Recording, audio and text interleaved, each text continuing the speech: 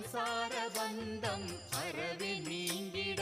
அருள் தந்தாய் தயா பர சத்குருநாதா ஆனந்தம் தந்தாய் குருநாதா ஆரத்தி சாய் பாபா குறைவற்ற செல்வமே உன் திருவடி சேவை அதுவே நீங்காத செல்வம் அதுவே நீங்காதிருக்க அருள் புரிவீரே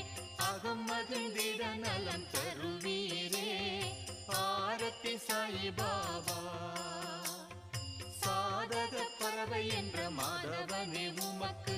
ஆத்ம சுகம் என்ற அற்புத நீரை ஊட்டுகிறோம்